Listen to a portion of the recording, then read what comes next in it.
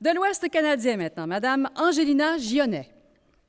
Avant de s'établir en Alberta, en 2006, Angelina Gionnet a contribué à la progression des femmes francophones du Nouveau-Brunswick. Elle a poursuivi son œuvre dans l'Ouest du Canada, tout en multipliant ses actions sur le terrain au service de différentes causes. Directrice de l'Association canadienne-française de l'Alberta, elle consacre ses efforts à répondre aux besoins concrets des francophones en enrichissant de multiples façons leur capacité de vivre et de s'épanouir dans leur propre langue. Par exemple, elle a mis sur pied une coopérative de services de garde à l'enfance, la seule de la région de Wood Buffalo, à offrir des services en français, de la pouponnière jusqu'au milieu scolaire. De même qu'un programme de cours en français sur la santé et la sécurité du travail, cours obligatoires pour accéder aux emplois du domaine pétrolier. Elle a de plus travaillé à l'offre d'ateliers dans les écoles anglophones de la région afin de mieux faire connaître la culture francophone aux petits Albertains, que ce soit pour encourager les activités de la relève artistique francophone, pour accroître l'achat de livres en français à la bibliothèque municipale, pour développer des services de santé en français ou encore pour aider les entrepreneurs francophones à s'établir dans la région. Madame Gionnet sait comment bâtir des ponts entre les différents acteurs clés et défendre des causes qui profitent à l'ensemble de sa collectivité.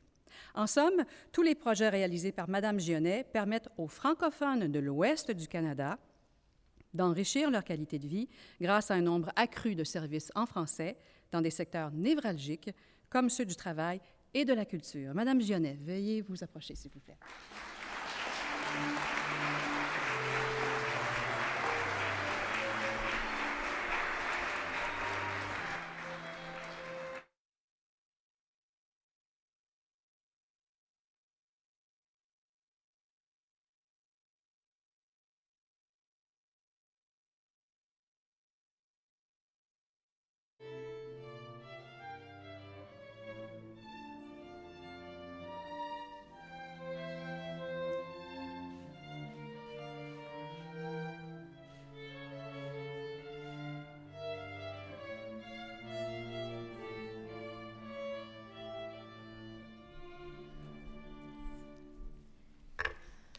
Bonsoir. Comme M. Doiron l'a dit, c'est pas qu'on travaille pour les honneurs, mais c'est chaleureux de les recevoir. Merci. Je salue le comité organisateur de cette cérémonie, tous les dignitaires ici présents, les autres personnes honorées aujourd'hui et tous les invités. Je suis très honorée et privilégiée de faire partie de cet estimable événement.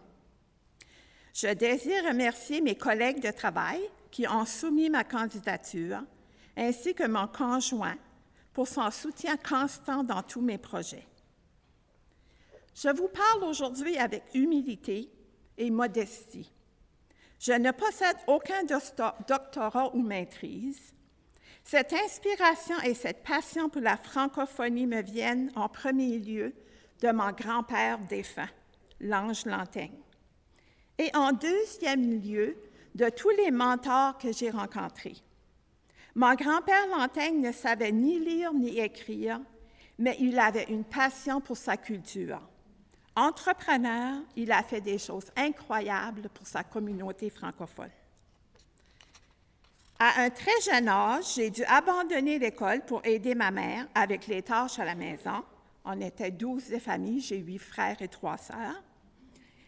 Très jeune aussi, j'ai revendiqué le droit des femmes francophones. À l'âge adulte, je suis retournée aux études et je me suis découvert une passion pour la lecture. J'ai grandi dans une petite communauté d'environ 1500 habitants où le vocabulaire français, très mélangé avec l'anglais, n'était pas très riche. Jusqu'à l'âge de 52 ans, j'ai fait mon travail avec acharnement, sans me poser de questions sur la façon de faire les choses.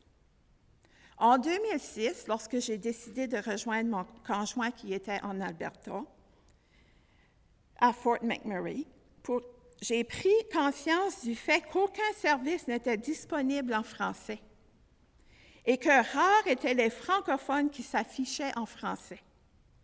Cette province canadienne ne reconnaît les besoins des francophones que dans 2 domaines seulement, l'éducation et le droit au code criminel. En 2007, lorsque mes premières rencontres publiques ont au cours desquelles j'ai représenté l'Association francophone de Fort McMurray, je me souviens qu'ils nous avaient traduit des documents dans plusieurs langues, mais aucune traduction en français. Après ma première année d'expérience en tant que directrice de l'ACFA, j'ai dû remettre en question ma décision de rester en poste et tenter de démissionner ou de rester et faire une différence. Finalement, j'ai choisi de rester. Pour ma part, je me présente toujours comme étant francophone. Je pars du principe que nous vivons dans un pays bilingue et que nous avons le droit de vivre en français. Où que nous soyons au Canada, je n'énumérerai pas tous les projets accomplis, mais je peux vous dire qu'actuellement, je travaille sur un projet qui me permettra d'aider d'offrir des services de santé bilingues à nos francophones de Fort McMurray. Ma vision, vivre en français partout au Canada. Et en terminant, j'aimerais vous dire que je ne suis pas conformiste. Je n'accepte pas la situation des francophones telle qu'elle est actuellement. Et je n'accepte pas de m'excuser d'être une francophone. J'aimerais aussi remercier mes filles de garder le fait français dans leurs familles respectives. Cette belle langue qui se transmet à 3 de mes petites filles qui demeurent dans les territoires du Nord-Ouest, dont 2 sont présentes ici aujourd'hui, Maya et Daphné. À 2 de mes petits-fils qui vivent au Manitoba, dont un est présent aujourd'hui, Maxime, et 3 de mes petits-enfants qui demeurent dans les territoires du Nord-Ouest, dont ma petite-fille de 7 mois, Eva, est présente aussi aujourd'hui. Je remercie aussi mes 3 gendres anglophones de soutenir le choix de mes filles de transmettre la langue française à mes petits-enfants, en plus de pratiquer eux-mêmes le français. Pour tous nos petits-enfants, j'accepte aujourd'hui cet honneur, afin de vous inspirer à votre tour de continuer de faire vivre cette belle culture francophone qui fait la fierté de notre pays. Je dis inspirer, car l'inspiration est plus que le désir. L'inspiration est une chose qui ne peut s'éteindre, car elle nous habite pour toujours. Que serait le Canada sans sa francophonie? Et sur ce, je veux dire merci à tous les organisateurs et fondateurs de cet événement spécial. Merci.